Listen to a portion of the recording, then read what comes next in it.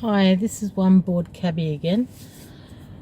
Okay, maybe people should be aware of that about 26 or so taxi operators have killed themselves in the last 12 months. The figure could be higher by now. That was about 2 months ago I was advised about that. People don't understand that these people borrowed money to pay for their taxi plates, which used to be very high, well now it's actually worthless.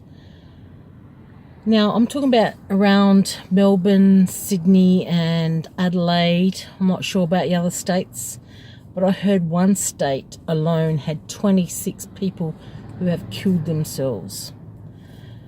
And four were in the last 6 months. What happened was, as everyone know, the illegal Uber came into effect, and they were here illegally for a long time. And because they can offer cheaper rides, because they actually don't really employ anybody, if one person at all. And all the money goes overseas. They take their percentage, which could be anywhere, I've heard, 28 to 40% of the fee.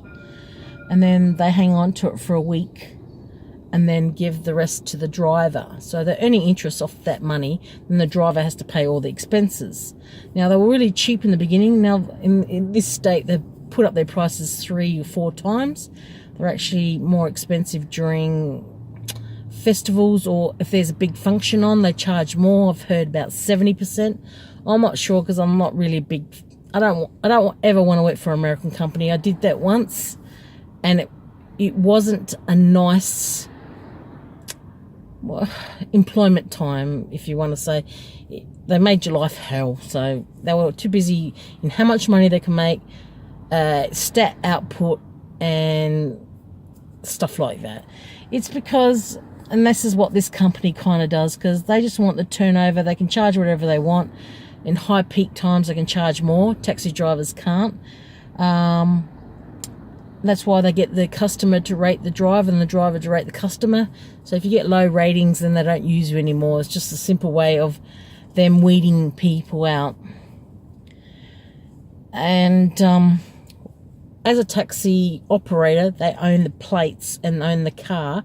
Sometimes the people that own the plates, they lease them out to people who want to have their own cab. They just lease it out because they can't afford to buy their own plates. Originally, I think they were about, just before Uber came out, the government was charging, I think, about $430,000 a plate in this state. They are probably now 4 or 5 years down the track worth not even 50 grand. The government can't sell any now, so I've heard. So the government was receiving $430,000 a plate, which used to go in the state government's coffers.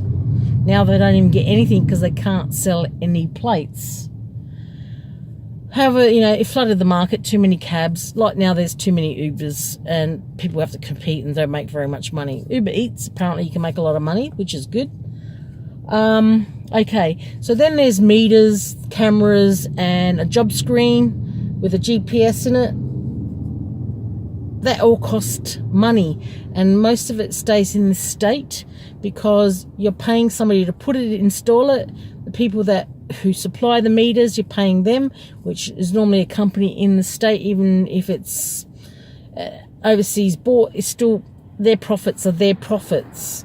Then I heard the camera's about 5 grand, the meters about the same, and the job screen anywhere from a few thousand to 7,000. When they first came out, they were very expensive. Then you have to be badged under a taxi company.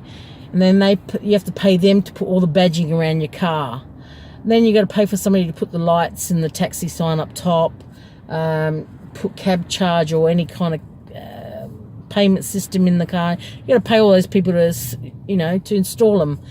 And then you got to pay the taxi companies anywhere from, $100 to $200 a week, which employs the people who answer the phone and managers and this to run the taxi companies. So the money stays here. The government gets the rego. Rego's over 6 grand a year. So that's all government money. So everything really stays here. Now the government's missing all that money except for registration. They're also paying for insurance, the fuel, the tyres, the servicing. The cars get inspected every 6 months by the government department or the government authority, whoever they use. Might use the RAA or whatever they call them to do them. They might get the other organisations to do it on behalf of the government. They get checked every 6 months. Then drivers have to go through medicals. They have to go through police checks, which is all government money for police checks. Medicals, there's doctors. So taxis are employing a lot of people, and most of the money, 99% of the money, stays in the state.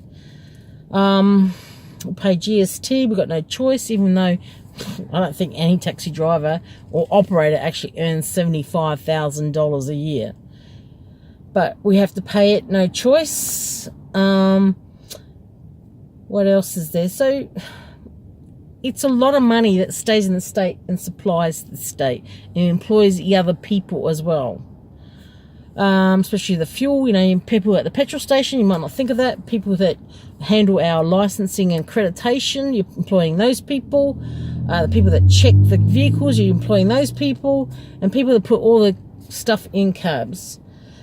People that have to paint cabs when you crash them, like crash repairs.